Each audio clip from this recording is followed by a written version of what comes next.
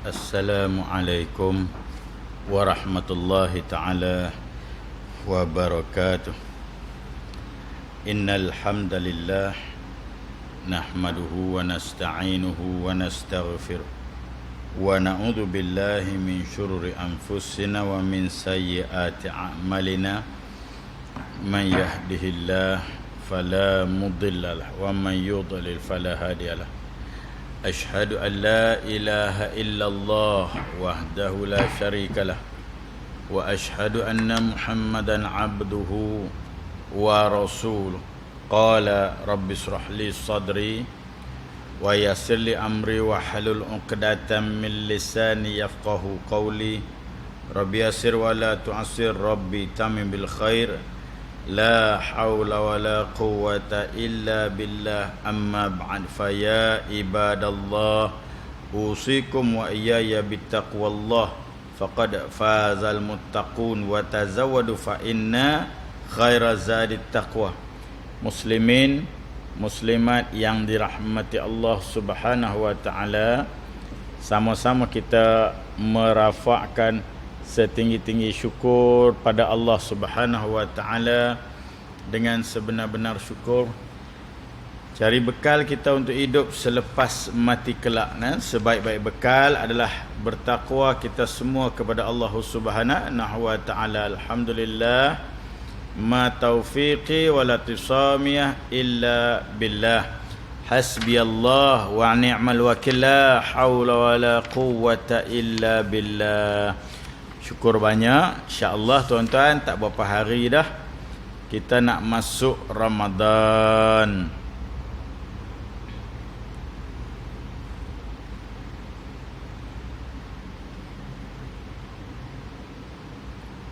Okey, kita sambung hadis yang ke-7.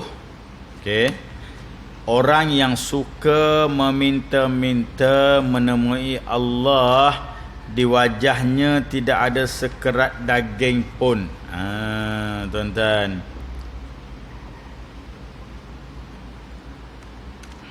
kita dah cerita lebih kurang lah, panjang lebar, berkenaan dengan apa maksud ataupun kelompok mana ataupun jenis mana yang dikatakan suka meminta-minta yang dilarang oleh agama.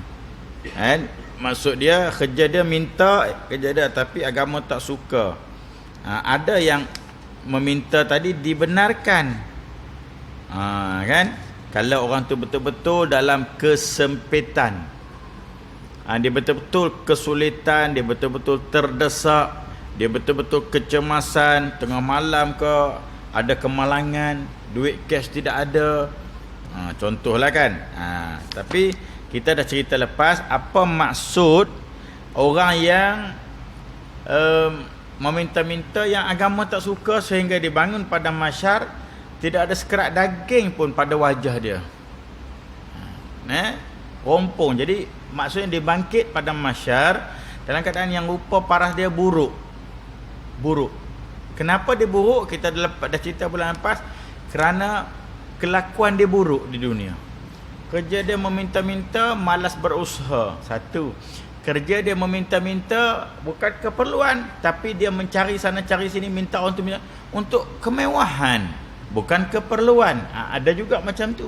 Nak seronok, dia minta orang belanja, orang sponsor. Dia ada sebenarnya, bukannya dia tak mampu.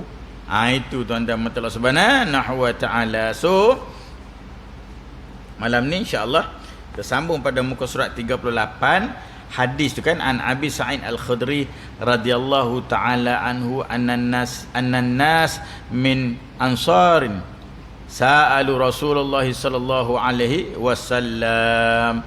Daripada Abu Sa'id Al-Khudri radhiyallahu taala anhu menceritakan bahawa ada beberapa orang dari kaum Ansar suka meminta-minta. Sa'alu Rasulullah sallallahu alaihi wasallam fa'atahum, suka meminta-minta kepada Rasulullah, lalu mereka diberi.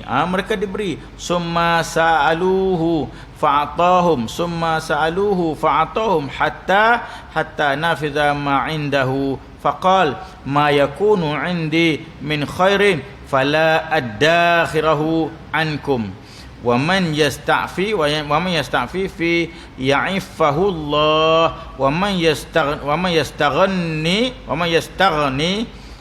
yughnihi Allah wa man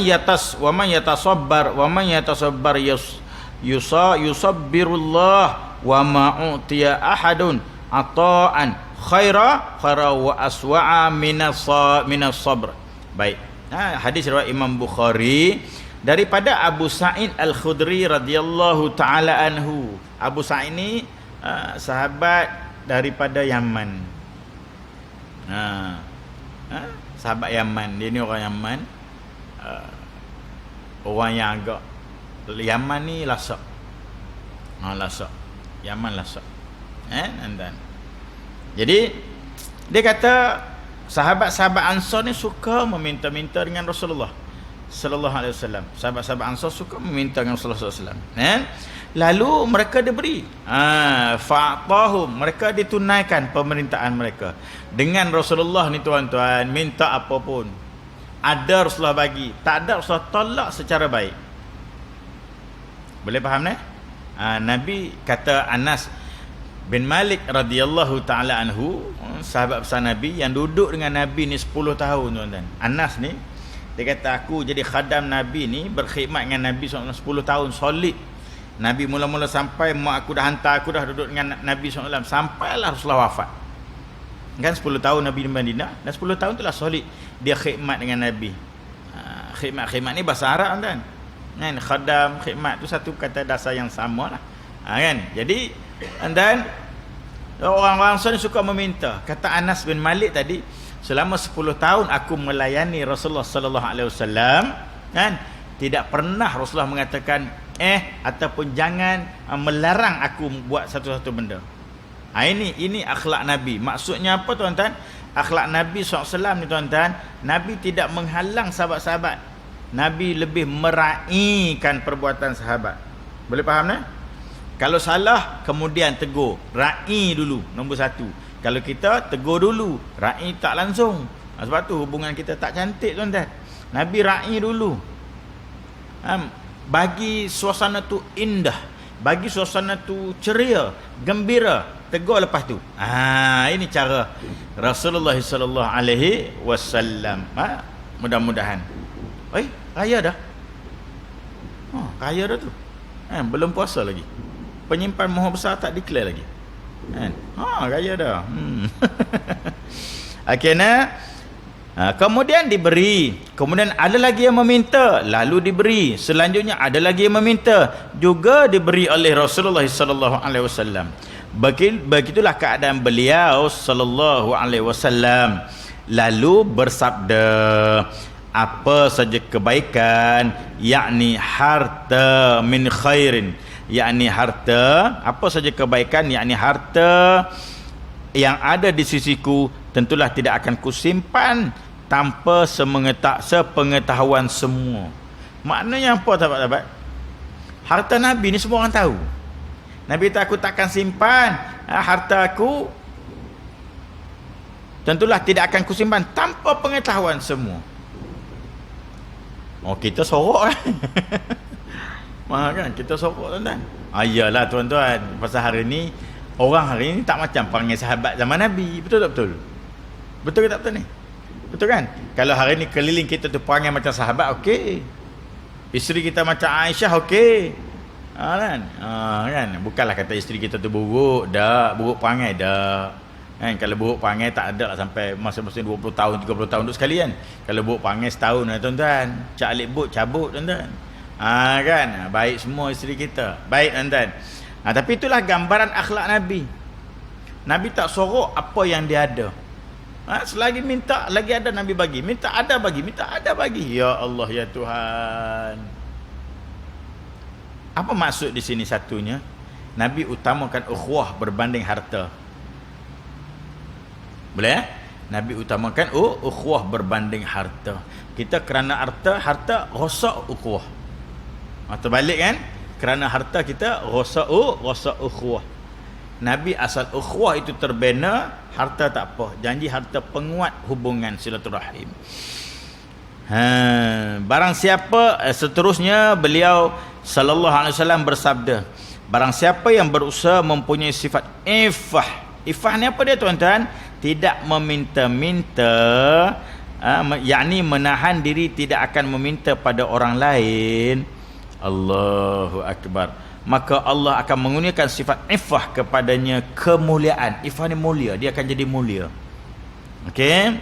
Barang siapa yang menginginkan sifat memiliki sifat merasa kaya sehingga enggan meminta-minta, maka Allah akan menjadikannya orang kaya atau dikurniai sifat merasa kaya.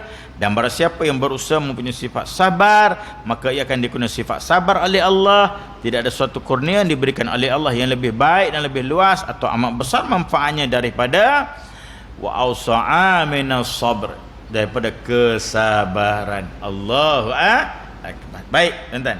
Kita cerita hadis ni begini. Hujung dia kaya dan sabar. Baik, tuan-tuan. Ada sahabat-sahabat Ansar ni memang perangai lah.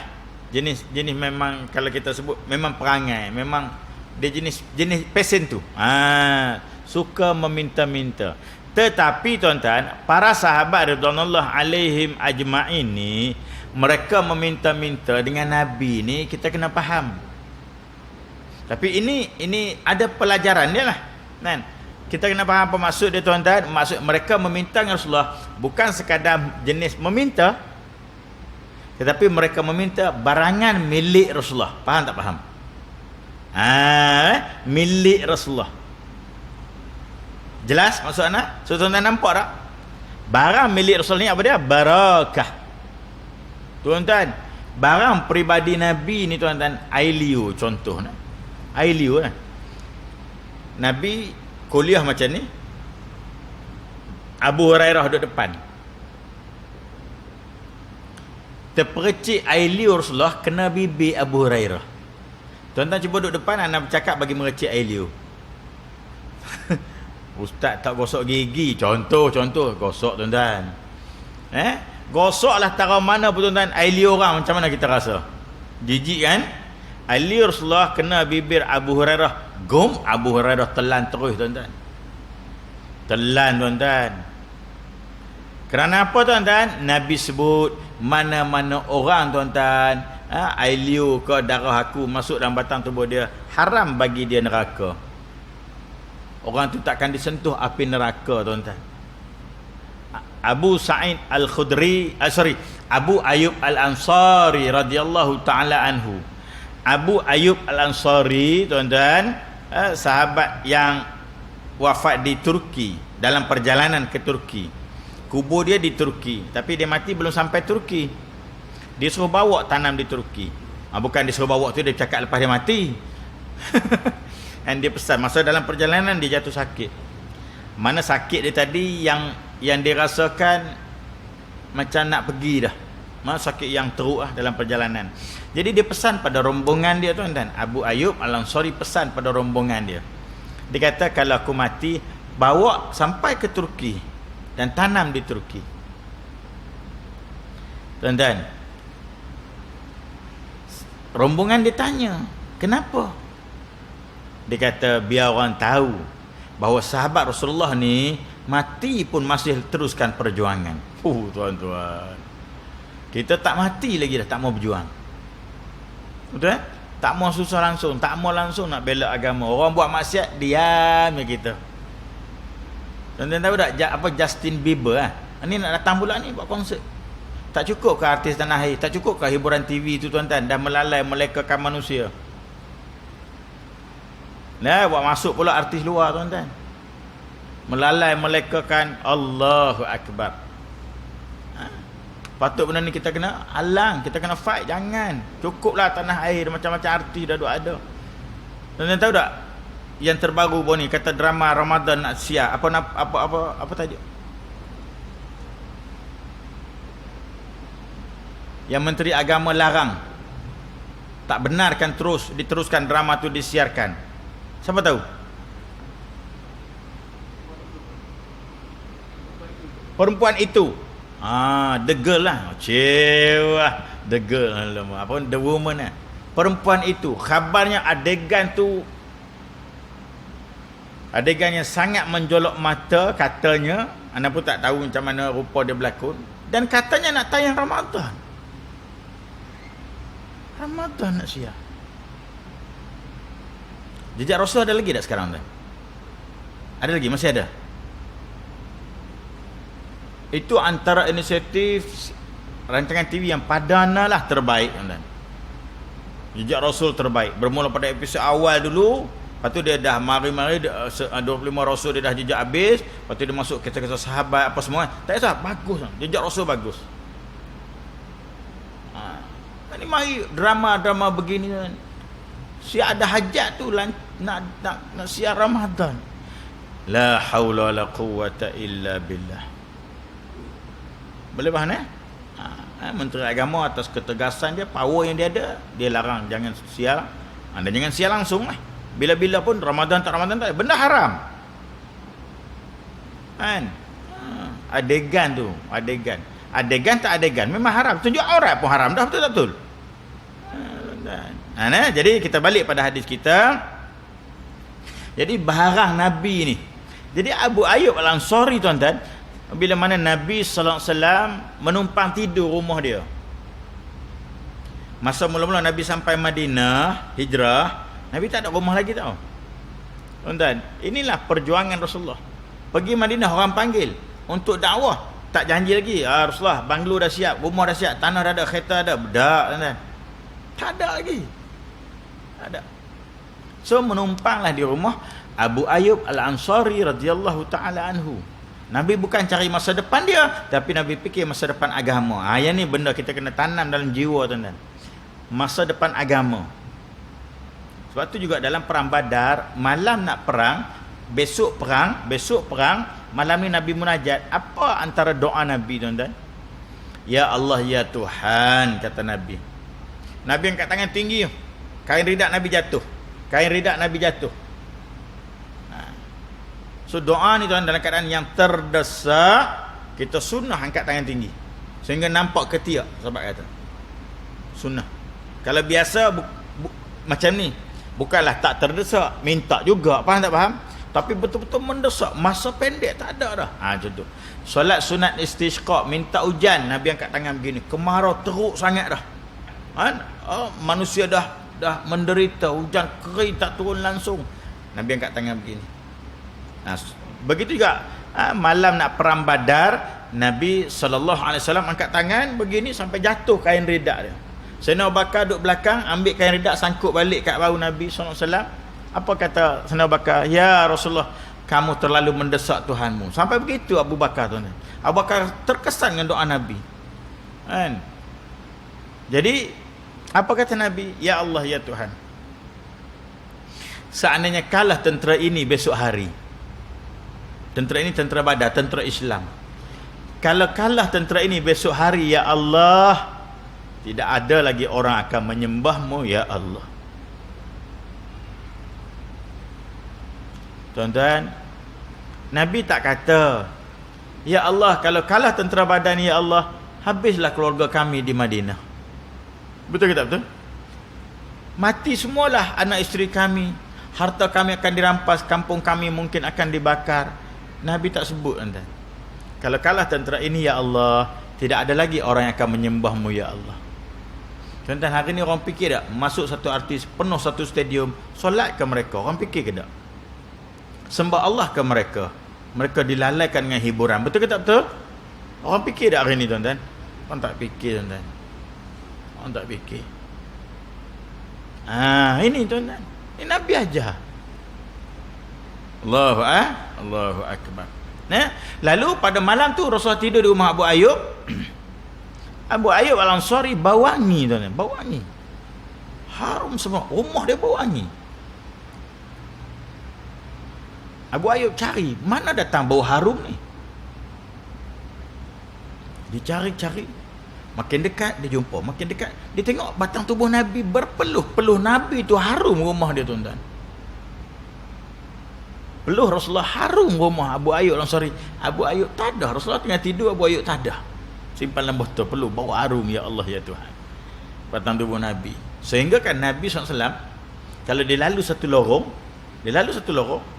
kan, katalah ada setengah jam Rasulullah lalu, kita pun lalu belakang bau harum, sahabat kata tadi Rasulullah lalu. Ini tuan-tuan Allah Subhanahu wa taala. Sebab tu kalau kita tengok hadis ni, sahabat Ansar minta je dengan Nabi kerana keberkatan yang ada pada Rasulullah tu mereka nak. Sehingga kan tuan-tuan, kalau kita baca kisah perjanjian Hudaibiyah yang berlaku pada tahun ke-6 Hijrah, yang Nabi tak boleh buat umrah, kena patah balik tuan-tuan. Masa tu Mekah dipimpin oleh Abu Sufyan. Abu Jahal dah mati, Abu Lahab lagi awal mati. Abu Jahal mati dulu, lepas tu baru Abu Lahab. Lepas tu Mekah dipimpin oleh Abu Sufyan. Lama Abu Sufyan. Abu Sufyan ni sampai dia sempat masuk Islam lah kan. Dalam perjanjian Hudaibiyah, dan apa kata musyrikin Mekah? Kan? Kita tak boleh lawan Muhammad dengan tentera dia. Kenapa? Kerana ketaatan pengikut dia kita tak pernah tengok. Air wuduk dia pun pengikut dia tak ada. Punya cinta mereka, maknanya mereka akan pertahan Muhammad ni bermati-matian. Kita tidak pernah jumpa seorang pemimpin yang pengikutnya cukup taat seperti mana sahabat-sahabat Muhammad taat dan sayang pada dia. Mereka akan bela dia bermati-matian. Sehingga kan air wuduk dia tu mereka tak ada. Boleh faham tak ni? Ini tuan-tuan betul Subhanahu wa taala. Kisah perang Khaybar. Perang Khaybar. Tuan-tuan, esok nak perang, Nabi pun tanya. Masa tu Nabi tak lantik lagi panglima tau. Nabi tak lantik lagi panglima. Nabi kata besok perang ini akan dipimpin oleh orang yang Allah dan Rasul mencintai dia, menyukai dia. Allah. Dengar begitu tuan-tuan, sahabat semua pakat bergenjak nak bagi Nabi nampak ni. Faham tak faham? Nak suruh Nabi sebut akulah orang yang Allah dan Rasul cinta, orang yang Allah dan Rasul suka. Nabi tengok ramai-ramai, Nabi tanya, mana Ali? Kan? Perang Badar orang lain, perang Uhud orang lain, perang Khandaq orang lain, betul? Perang Khaybar Nabi cari Sayyidina Ali. Mana Ali? Sahabat-sahabat kata Ali sakit mata ya Rasulullah. Sakit mata. Sayyidina Ali sakit mata. Tak datang. Bukan tak datang, masa tu, masa solat tu tak datang, masa mesyuarat tu tak datang. Nabi kata panggil Ali.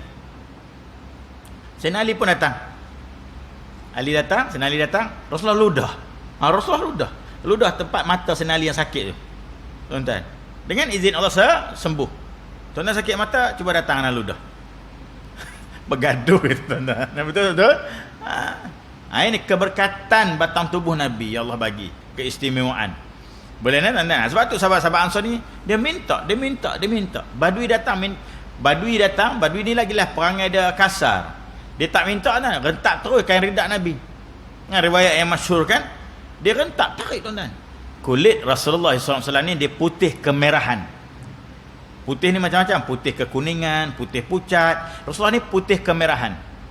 Kulit dia putih kemerahan. Jadi tuan-tuan, Badui ni datang rentak tu tuan-tuan, sehingga berbekas merah leher Nabi. Berbekas merah, makna kuat lah. Dan dia tarik tu kain jenis kain kasar. Ridak yang kasar. Merah. Batang leher Rasulullah merah. Sayyidina Umar nak pancung lah. Umar tak ada lain tuan-tuan. Kan? Umar tak ada lain. Rasulullah kata tak apa, tunggu, tanya dia. Nak apa? What do you want? Mr. Brother? Cewa. Badui tu kata, aku nak kain ni, so aku suka sangat. Rasulullah kata, okey, ambil tuan-tuan. Kan? Pasal apa tuan-tuan? Keberkatan. Lah ni kita barang Nabi tak ada kita dapat. Ada yang tersimpan di tokapi dan segala dan macam-macam kan. Boleh tengok tuan-tuan. Tapi peninggalan praktikal Rasulullah yang namanya sunnah, kita tetap dapat keberkatan kalau kita amal. insya-Allah. Sebab tu kita baca hadis ni, sahabat-sahabat Ansar ni minta ya dengan Nabi. Nah, anta matul subhanahu wa ta'ala. Allahu akbar. Maka lalu Nabi sebut lagi seterusnya, beliau bersabda, barang siapa yang berusaha mempunyai sifat iffah. Maksud iffah tadi kita sebut kemuliaan, iaitu menahan diri dari meminta-minta, maka Allah mengkurniakan sifat iffah itu kepadanya. Siapa nak kemuliaan, dia tahan diri walaupun sulit hidup dia, sukar macam mana, dia cuba tahan. Dia minta dengan Allah je. Dia minta dengan Allah je. Lalu tuan-tuan, Allah Subhanahu wa ta'ala, Allah akan bagi sifat iffah itu kepada dia. Satu. Yang kedua, barang siapa yang nak jadi kaya, okey, dan dia rasa kaya, maka Allah akan bagi dia perasaan jiwa dia rasa kaya. Dia tidak meminta-minta. Jiwa dia rasa tak sempit. Dia rasa cukup. Maka Allah bagikan dia kekayaan. Mungkin kekayaan Allah bagi serentak, kekayaan jiwa ataupun harta, ataupun kekayaan jiwa. Bukan semata-mata kekayaan harta yang jiwa sempit. Ada juga, betul? Ada orang kaya harta tapi jiwa dia tak tenang. Ada orang harta ala kadar tapi dia tenang. Boleh faham Dia tenang. Ini kekayaan jiwa. Sebab tu ulama kata orang gila bukan yang duduk berjalan tak tu pasal tepi jalan. Itu bukan gila, Nabi kata. Itu akal dia sakit. Mental dia sakit. Sebab tu dia jadi gitu. Kalau boleh pulih, tak gila adalah dia. Yang gila ni kata Nabi, yang duk hambat dunia sampai lupa Allah. Ini orang gila. Dia kejar dunia, dia lupa Allah. Ini gila. Orang ni gila kata Nabi. Lepas projek-projek, lepas tender-tender, lepas juta-juta, tak dapat 500,000, mering dia sekejap. Orang ni gila. Boleh? Dia lupa Allah. Orang ni gila kata Nabi SAW. Sebab tu kaya jiwa ni tuan-tuan, tak semua orang boleh dapat kaya jiwa. InsyaAllah. Lepas tu Nabi SAW sambung lagi. Dan barang siapa yang berusaha mempunyai sifat sabar. Tuan-tuan, sabar ni satu sifat yang sangat-sangat mulia. Sangat-sangat mulia. Sehingga kan bila kita semua nak masuk syurga, amin. Amin nak masuk syurga dah. Itu satu doa tuan-tuan. Bila kita semua nak masuk syurga, amin. Malaikat depan pintu syurga tu sambut kita, salamun alaikum bima sabartum. Sejahteralah kamu masuk syurga ni kerana sabar kamu di dunia. Sabar dua. Satu, sabar boleh tak buat mungkar. Satu lagi, sabar istiqamah dengan amal soleh. Boleh faham Lawan sabar, amarah. Amarah. Tuan-tuan, Imam Ibn Qayyim Al-Jauzi sebut, amarah salah satu dari rukun kekafiran. Boleh faham Imam Ibn Qayyim kata rukun kekafiran ada 4. Amarah, syahwat, tamak, satu lagi amarah, hasad. Amarah, syahwat, tamak, hasad. Benda ni semua akan melahirkan perangai buruk. Amarah akan lahirlah kata-kata yang kasar, kesat. Betul tak betul? Akan mengguruslah hati orang lain. Betul tak betul? Akan keruhlah hubungan, putuslah silaturahim. Allahu akbar. Amarah ni kata Nabi SAW, kasar, perangai kasar, bahasa kasar, tingkah laku kasar, perwatakan kasar. Nabi kata tempatnya di neraka. Sebab tu Imam Ibn Qayyim kata ini rukun kekafiran. Tempatnya di neraka. Lemah lembut kata Nabi, berbahasa yang indah, tempatnya di syurga.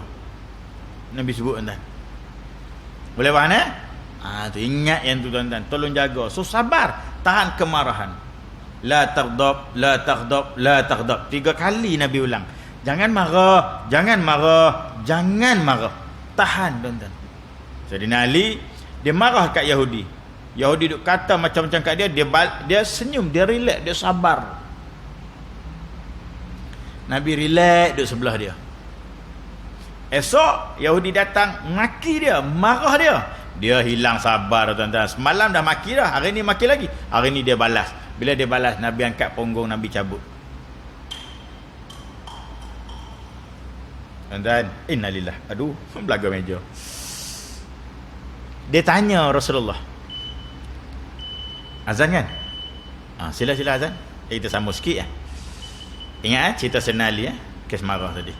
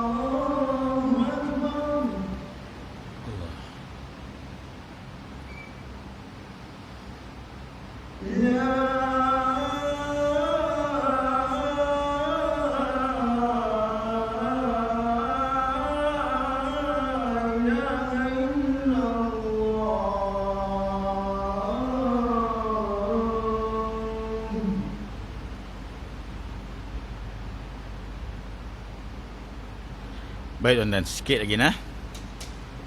Okey. Sikit habisan kisah Sayyidina Ali.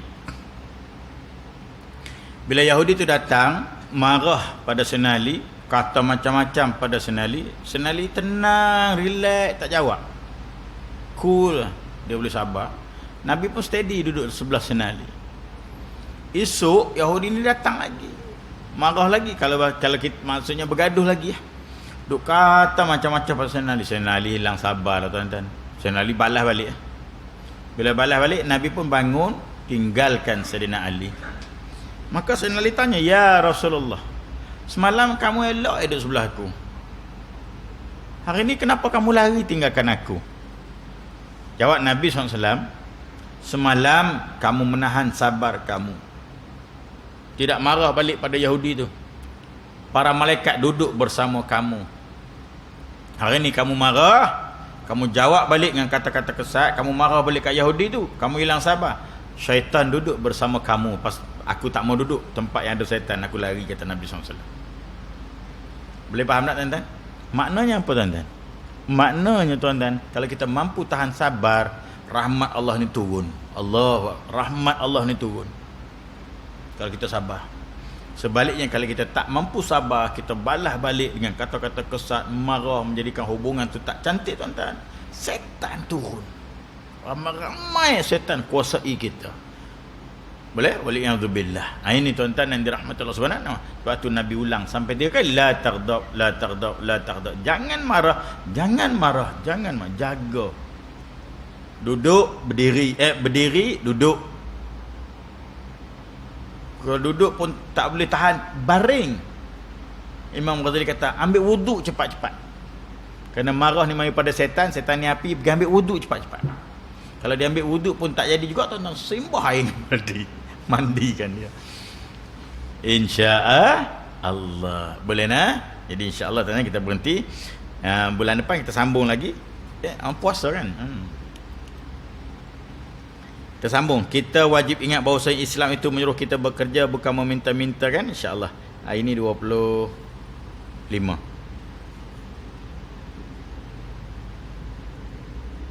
Ada soalan Ada Yang baik semua datang dari Allah Subhanahu wa taala. Salah silap, kelemahan ilmu an-nafs tuan-tuan. So kita tutup dengan kafaratul majlis suratul As. Subhanakallahumma wa bihamdika asyhadu an la ilaha illa anta astaghfiruka wa atubu ilaik. Bismillahirrahmanirrahim. Wal 'asri innal insana lafi khusr illa alladhina amanu wa 'amilus salihati wa tawasaw bil haqqi wa tawasaw bis sabr. Tuan-tuan, kalau siapa ada plan untuk umrah hujung tahun, ana dah buka pendaftaran insya-Allah 14 Disember. Tarikh dia 14 Disember insya-Allah. A'udzubillahi minasyaitonirrajim. Bismillahirrahmanirrahim. Alhamdulillahirabbil alamin wassalatu wassalamu ala asyrafil anbiya'i wal mursalin wa ala alihi wa sahbihi ajma'in. Radina billahi rabbil bil islami dina bi Muhammadin nabiyyan wa rasulah. Allahumma arina haqqana warzuqna ittiba'ah wa arina batilan batilan warzuqna tinabah. Allahumma asina aqibatana fi umuri kulliha wa ajina min khizyil adzabil akhirah. Allahumma barik lana fi Sya'ban wa ballighna Ramadan. Rabbana atina fid dunya hasanah wa fil akhirati hasanah wa qina adzaban nar. Wa sallallahu ala nabiyyina Muhammad wa ala alihi wa sahbihi wasallam. Walhamdulillahirabbil alamin. Taqabbalallah.